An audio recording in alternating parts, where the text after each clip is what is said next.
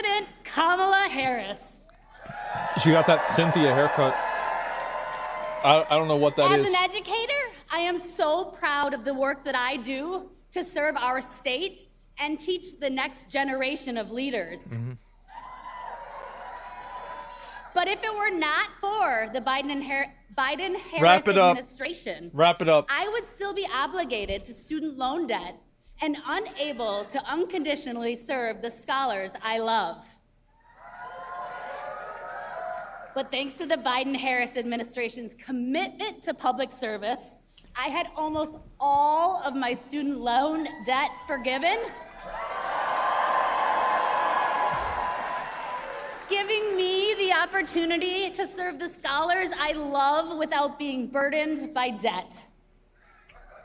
This policy has changed my life, as well as the teachers, counselors, social workers, psychologists, and many, many more with whom I serve our students in the state of Wisconsin. Why didn't they give her the teleprompter? Why she got to read off the page?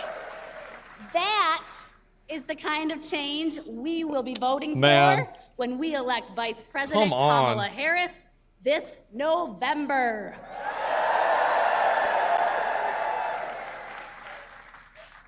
Vice President Harris has been standing up for ordinary Americans her entire career. Well, she's From her service as a prosecutor to her time as district attorney, attorney general, United States Senator, and Vice President of the United States. She has always stood for the people.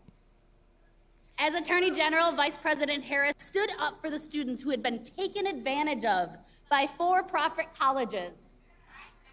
And Vice President Harris, and as Vice President, she fought for student debt relief. That's good. I agree with that. I know. Yeah, I agree with that. It's that indentured when we elect servitude. her president It's bad. of the United States, she will be fighting for us. Yeah. And just yesterday, she won the support of the delegates needed to lead our party. What about the voters? And now it is my distinct honor to introduce the first woman elected Vice President of the United States and the next President of the United States, Kamala Harris. All right, here we go. Let's get to it.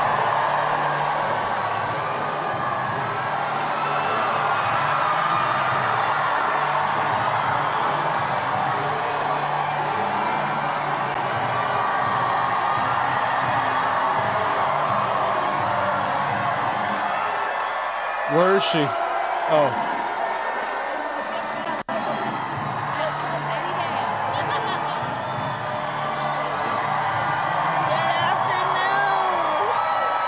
All right.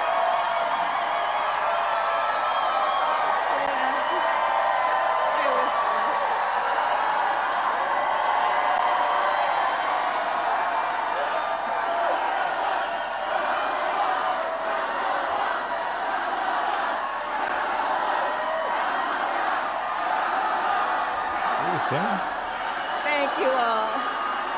Thank you. All right. Thank you. Thank you. Thank you. Thank you. Thank you all. Thank you. Thank you, everyone. Thank you. Thank you. Good afternoon, Wisconsin. All right. Good afternoon, everyone. Thank you. It is good to be back. Thank you all very much. Can we please hear it for Leah and her extraordinary story and leadership? What story? Oh, yeah. About she had the debt. I do believe our teachers do God's work. They teach other people's children. I remember. God knows we don't pay them enough. Let's thank her. Yeah, that'd be good if you could have, but okay, that's fine. And it is so good to We don't be pay here teachers enough, that's true. With so many extraordinary leaders, including my friend, the great governor of Wisconsin, Tony Evers, somewhere. My dear friend, Senator Tammy Baldwin. We have to take the money that we give to teachers and give it to Israel. I had the privilege of serving with Tammy when I was in the United States Senate. So they can blow up hospitals. Always fighting for the people of this state, and I know that the folks that are here are going to That's just the way it is. Turn her to If we don't do that, we're like the Nazis. In November. Hey. Yes, we are going to elect her back to Washington, D.C. It is so good to be here also with Lieutenant Governor Sarah Rodriguez,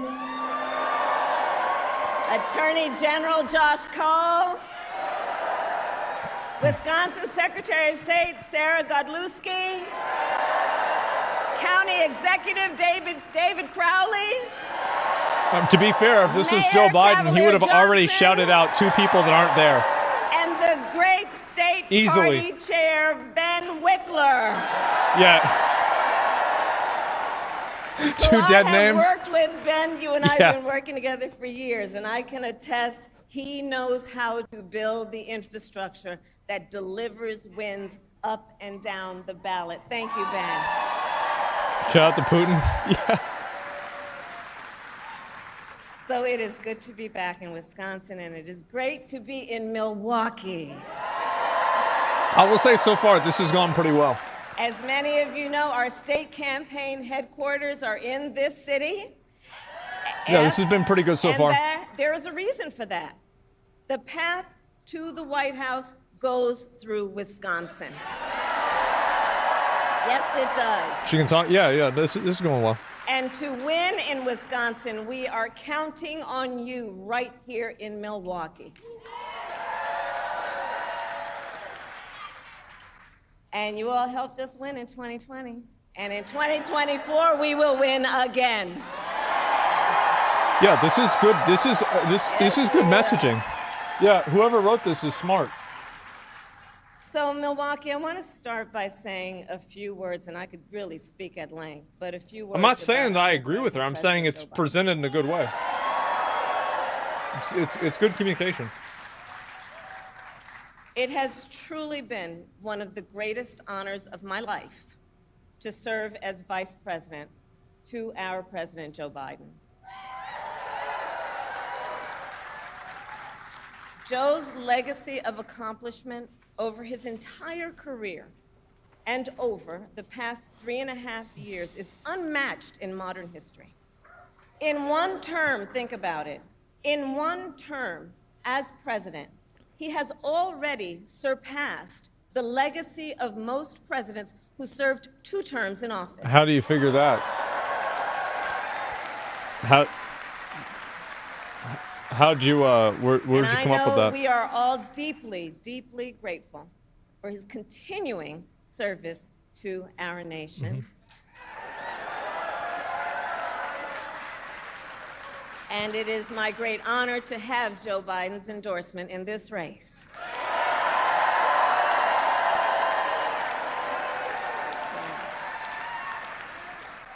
So, Wisconsin, I am told as of this morning that we have earned the support of enough delegates to secure the Democratic nomination. It's crazy how we didn't vote on that. I find that interesting. And I am so very honored, and I pledge to you, I will spend the coming weeks continuing to unite our party so that we are ready to win in November. To protect democracy. Yeah. So, friends, we have 105 days until Election Day. And in that time, we've got some work to do. But we're not afraid of hard work. We like hard work, don't we? And we will win this election. Yes, we will. So as Leah told you, before I was elected vice president, before I was elected United States Senator, I was elected Attorney General of the state of California, and I was a courtroom prosecutor before then. And in those roles, I took on perpetrators of all kinds. Like people that smoke weed. predators And they're in jail. who abused women, Fuck them. fraudsters The people that smoke weed. who ripped off consumers, Yep. cheaters who broke the rules for their own gain. She gonna turn this into being about So Trump. hear me when I say, She gonna. I know Donald Trump's type. Yeah. Yeah. You knew that's what it's gonna be. Yeah.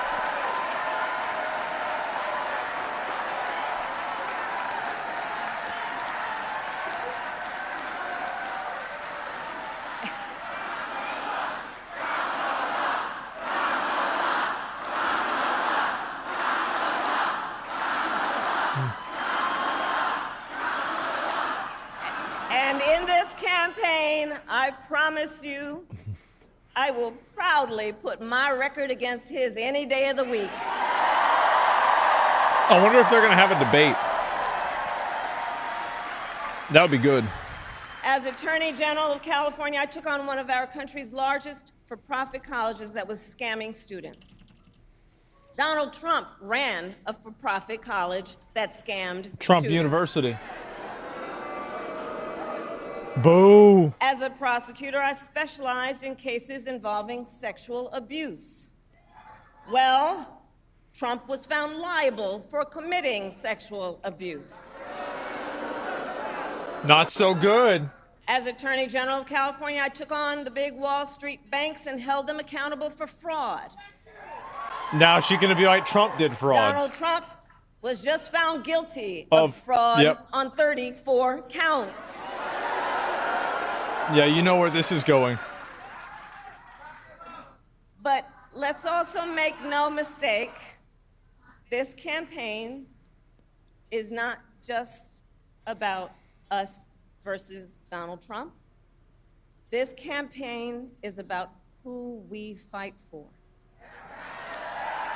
This is about who we fight for. Just look at how we are running our campaigns. So Donald Trump is relying on support from billionaires and big corporations. No way. And he is trading access in exchange for campaign contributions. You're not gonna. Oh my. A couple months ago, y'all saw that a couple months ago at Mar-a-Lago. How would you say he this? literally promised big oil companies, big oil lobbyists, he would do their bidding for $1 billion in campaign donations. They should show that more, if that's true. On the other That makes hand, him look like we a clown. are running a people-powered campaign. It's true. No, but if it is true, they should be posting that everywhere. And we just had some breaking news. We just had the best 24 hours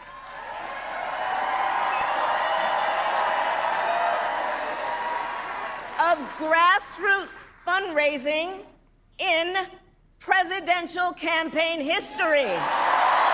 I just can't believe that. The people that donated to her. Because I never seen anybody actually support her. And because we are a people-powered campaign, that is how you know we will be a people-first presidency. And Wisconsin, this campaign is also about two different visions for our nation. One, where we are focused on the future. The other, focused on the past. We believe in a future where every person has the opportunity not just to get by, but to get ahead. Okay. A future where no child has to grow up in poverty. Nobody gonna be poor. Where every Hey, worker here we has go. the freedom to join a union. Everybody's in a union. That's right. Where every person has affordable health care, affordable child care, and paid family leave. I agree with that. We believe in a Yeah. future where every senior senior can retire with dignity. Except for... Never mind. So all of this is to say, building up the middle class will be a defining goal of my presidency.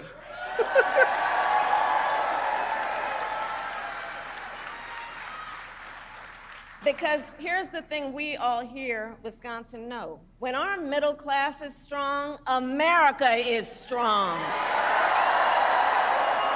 That doesn't look good then. But Donald Trump wants to take our country backward. He and his extreme Project 2025 agenda. Boo, boo, bat, oh, ooh. Like, we know we got to take this serious thing. Can you believe they put that thing in writing? Why? Why? He already said we weren't going to do that. He said that 10 times. Read it. It's 900 pages. Nobody's going to read But that. here's the thing. When you read it, you will see Donald Trump intends to cut Social Security and Medicare.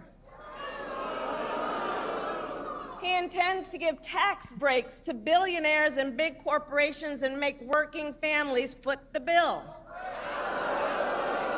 They intend to end the Affordable Care Act. I agree with that, by the way. And take us back then to a time when insurance companies had the power to deny people with pre-existing conditions. Not a fan of it. Remember what that was like? Children with asthma, women who survived breast cancer, grandparents with diabetes. America has tried these failed economic policies before, but we are not going back. I don't know about that. Going back. Like, I had to buy my dad an inhaler. Shit was $300. Not going back. That was like 6 months ago. We are not going Yeah. back. We're not going back. We're not going back. And I'll tell you why we're not going back. Because ours is a fight for the future. And it is a fight for freedom. Generations of generations, and we have to remember this, the shoulders on which we stand, generations of Americans before us led the fight for freedom. And now, Wisconsin, the baton is in our hands.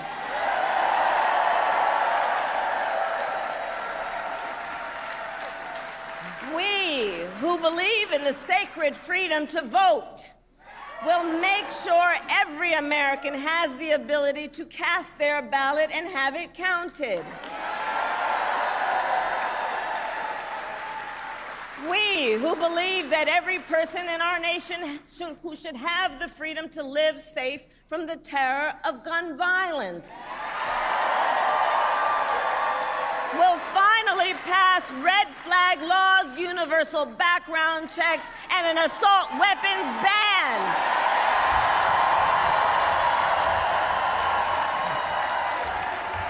Just looking, yeah, half of this stuff I agree with. And we, who believe in reproductive freedom, Oh, this is about abortions. will stop Donald Trump's extreme abortion bans because we trust women He did an to abortion make ban? decisions about their own body. When did Trump do an abortion and ban? not have their government tell them what to do. By the way, I agree with that, what she said completely. I completely agree with her.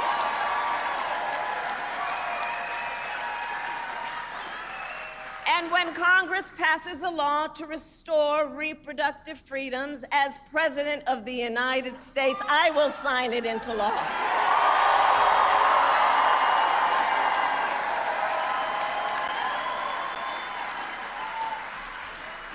So, Wisconsin, ultimately in this election, we each face a question.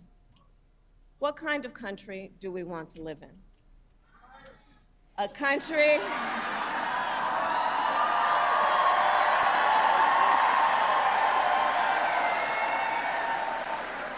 and to your point, do we want to live in a country of freedom, compassion, and rule of law? or a country of chaos, fear, and hate? And here's the beauty of this moment. We each have the power to answer that question. The power is with the people. We each have the power to answer that question. And in the next 105 days, then we have work to do. We have doors to knock on, we have phone calls to make, we have voters to register, and we have an election to win.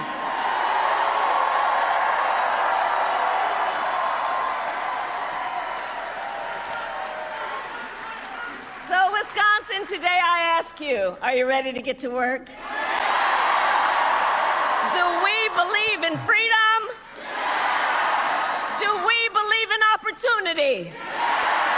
Do we believe in the promise of America? And are we ready to fight for it? And when we fight, we win. God bless you. God bless the United States of America. That's it. I'm going to be honest. I think she cooked with this one. I think this was really good. It is. This was a really good, this is a really good speech. She did a great job. Like, you might have disagreed with what she said, but I think that it's important to separate two different things. It's about, like, kind of, like, there's a lot of things that she said that I disagree with, right? Like, for example, like the Affordable Care. I'm not a fan of it. But other stuff I did agree with. But I think that the messaging and everything was really good. I unironically think that it was well done. And I think that one thing that's kind of shocking about this is it kind of goes to show how much of a joke Joe Biden was, right? Like, how much of a complete joke it was. That's nuts. Yeah, the Affordable Care Act wasn't enough. Yeah. How do you like the lies she tells? Yeah, but like what I'm saying is that, again, it's two different things. Like, she was saying bullshit like, oh, we care about, like, oh, it's a fight for democracy and, you know, every vote counts. Well, who voted for you, right, to be the nominee?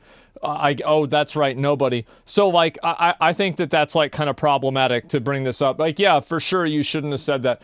And like, I'm not saying that I'm agreeing with what she's saying entirely, but I think that the communication here, the way that it was done was very good. I think it's naive and it's delusional to say that this was not good messaging. It clearly was good messaging.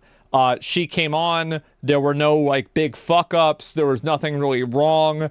Yeah, there was the, like, Project 2025, but that's what a lot of people think that's real. They can listen to Trump say it's not real 50 times, they're going to say, damn, why is Trump going to do it? It's real. Like, that's it. So, yeah, by that standard, yeah, no, it was pretty good. The bar was low? Yeah, you can say the bar was low, but the bar, like, she was above the bar. She was. So that's the way I see it. Some people saying DEI president in your chat, it's a little racist. Well, didn't Biden literally say that he was going to pick somebody who was a woman and non-white whenever he was picking his vice president? I mean, he literally fucking said that, right? It's not like this is a secret. He said it in his own words. It's not like this is some kind of crazy, you know, like, conspiracy here. And so, but, like, that's not really what we're talking about. The point is that, like, I think with her, is she not even black? No, she's not. She's like Indian and like from India and it was Jamaica, something like that. I forgot what the other one was. But yeah, Jamaica. Yeah. And so it's she's black, dude. Jamaica's black. I understand that, but I think that whenever people say about, like, being black, it's like they're talking about, like, the African American lived experience, which is, like, I think kind of perceived as different than, like, the experience of black people in other countries. Like, that's kind of what the implication is. And, like, that, I mean, again, I'm not the gatekeeper here, all right? I don't know if you can tell, but I'm not the gatekeeper here. I'm just saying this is what people have said.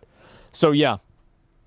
She's not black, Travis. What the fuck is she black about? I mean, I think that it's obviously, it's not my decision, right? Like, I don't, that's up to black people to figure out, okay? Like, that's not my issue. Right? If you think she's black, she's black. If not, you're not. This is not my argument. I'm not going to debate this. Like, what the fuck? Like, something like we're going to have a bunch of white people arguing with each other if, like, black people should say that she's black. Like, what the fuck are you doing, right?